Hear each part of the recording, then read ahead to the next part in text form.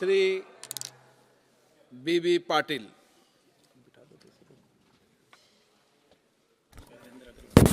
Speaker sir, मुझे सदन में बोलने का अवसर देने के लिए बहुत बहुत धन्यवाद। जैसे जैसे भारत विकास और आध्यात्मिकता के जादुई पथ की ओर बढ़ रहा था, यहाँ हम अयोध्या में राम मंदिर के उद्घाटन के साथ आध्यात्मिक सद्भाव में एक नया युग में प्रवेश कर रहे हैं। 22 जनवरी 2024 को अयोध्या में राम मंदिर के ऐतिहासिक उद्घाटन समारोह को लेकर पूरे देश में ज़बरदस्त उत्साह है। अयोध्या राम मंदिर का निर्माण भारत के इतिहास की एक ऐतिहासिक घटना है।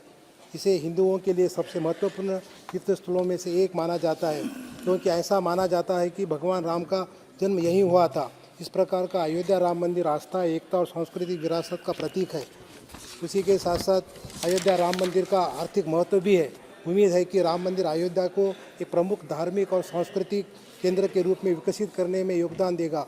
भारत आध्यात्मिकता के क्षेत्र में हमेशा विश्वगुरु रहा है और अंतरिक्ष और प्रौद्योगिक जैसे विभिन्न क्षेत्रों में भी नई बुलंदियां पर पहुंचने के साथ साथ हम विकास और आध्यात्मिकता के बीच महान संतुलन का सबसे अच्छा उदाहरण बन गया है। इसी संदर्भ में 22 जनवरी 2024 ने विविधता के हमारे गौरवशाली इतिहास में एक और अध्याय जोड़ा गया है। अयोध्या राम मंदिर न केवल हिंदुओं के लिए एक महत्वपूर्ण तीर्थस्थल है, बल्कि उन्नत वास्तुकला का एक नमूना भी प्रस्तुत करता है। अयोध्या को एक पवित्र स्थान माना जाता है, क्योंकि यह महाकाव्य रामायण में वर्णित धर्मात्मा राजकुमार भगवान श्री राम का जन्मस्थान माना जाता है। अयोध्या राम मंदिर वास्तुकला की नागर शैली में बनाया गया है। ऐतिहासिक और सांस्कृतिक महत्व के अलावा, जैसा कि पहले उल्लेख किया गया है, अयोध्या राम मंदिर का एक बहुत बड़ा आर्थिक महत्व भी है, क्योंकि उम्मीद है कि यह बड़ी संख्या में अगुतों को आकर्षित करेगा और अयोध्या के आध्यात्मिक पर्यटन को बढ़ावा देगा। यह न केवल स्थानीय लोगों के लिए रोजगार पैदा करेगा, बल्कि मंदिर के आसपास नए व्यवसायों को भी आकर्षित करने में काम में आएगा। इस प्रकार हम कह सकते हैं कि अयोध्या का राम मंदिर सिर्फ एक मंदिर नहीं, ये प्राचीन और आधुनिक दोनों मूल्यों वाले नए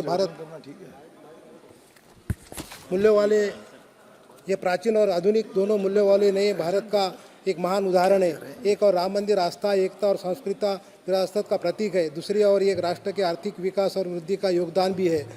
मैं यहाँ एक और भी उल्लेख करना चाहूँगा कि मेरी लोकसभा संसदीय क्षेत्र में जहराबाद में तेलंगाना स्टेट में कई मंदिर है, जिसमें जहरा संगम केतकी संगमेश्वर मंदिर माना जाता है, जो दक्षिण काशी के नाम से जाना जाता है। कई प्राचीन मंदिर है, जैसे मिर्ज़ापुर का हनुमान मंदिर है, दुर्की में सोमलिंगेश्वर मंदिर है, रामरेड्डी में काल भैरव स्वामी मंदिर है।